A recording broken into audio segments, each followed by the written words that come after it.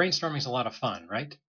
Inhibitions are low, judgment is suspended, and there are usually donuts. What's not to like? Sure, there are critics of brainstorming, and several studies show that it's neither efficient nor effective. But the fact is, brainstorming is a well established practice that is widely used. And that's okay. I found that brainstorming is a pretty good way to quickly produce a big pile of ideas. But if we stop there, we've missed the point. A big pile of ideas is never the final product. It's a temporary step on the way to a completely different goal. So, suspending judgment as we do in a brainstorming session is good as long as it's not a permanent condition. At some point, we need to re engage our critical thinking skills. That's where this next practice comes in. I call it storm draining, and it's a complementary activity to brainstorming. If a brainstorm produces a lot of ideas, a storm drain provides a mechanism for sorting through those ideas and identifying the ones that are really valuable. Storm draining is a reductive thinking activity that's actually quite creative. It's not just the inverse of ideation, it's a way to create by subtraction. And just like brainstorming, storm draining has a few simple rules. Let's take a look at the 5 rules of storm draining now. Rule number 1, everything is on the table.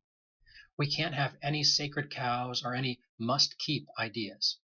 If we brainstormed it, wrote it, or made it, it's fair game for going down the drain. So resist the urge to start by making a list of set-aside items that are too big to go down the drain. If that does happen, I suggest starting by focusing our efforts on draining that particular part of the swamp. Rule number 2, delete is the default. When we're brainstorming, the objective is to create and add. And if there's any question about whether something should be included, the answer is yes. Inclusion is the default. In storm draining, our purpose is to remove and subtract. If we're not sure whether something should be deleted or not, there's only one way to find out. Erase it, see what happens. So accept each deletion as it is proposed.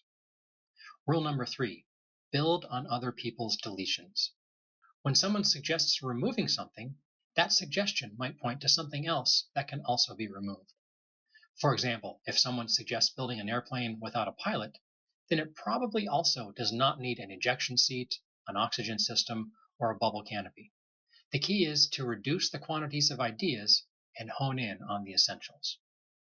Rule number 4, make it fun. When we're brainstorming, we celebrate people's suggestions and additions. The same thing needs to happen here. Celebrate and encourage people's deletions. Recognize their imagination and courage when they propose sending something down the drain. That's really important.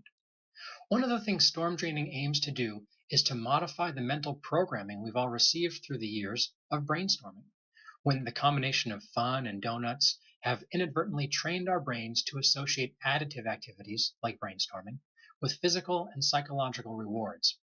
As we learn to release endorphins in response to a deletion, we increase our capacity to pursue elegant simplicity.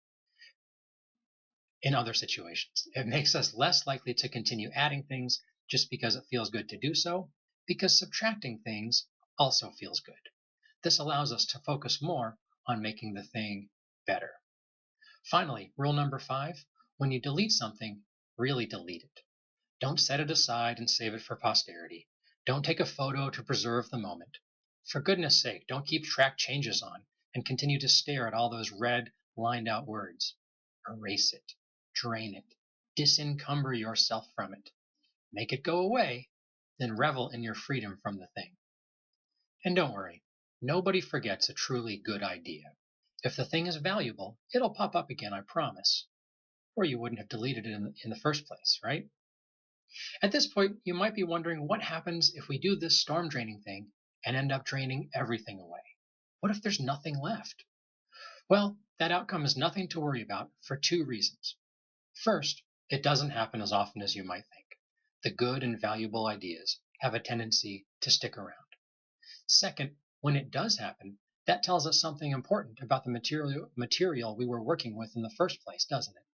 It may be uncomfortable to discover that nothing from our brainstorming was worth keeping, but wouldn't you rather know that than not know it? Isn't it better to be aware of this truth than ignorant of it? Storm draining is a brain hack that aims to shift our perception and judgment. It trains us to see that simplifying, streamlining, and reducing are all positive steps in the design process. They make the final product better and should be celebrated as much as any addition. It's a powerful tool to put in your toolbox. Be sure to check out the storm draining quick reference guide that accompanies this video, or read more about it starting on page 158 in the Firebook.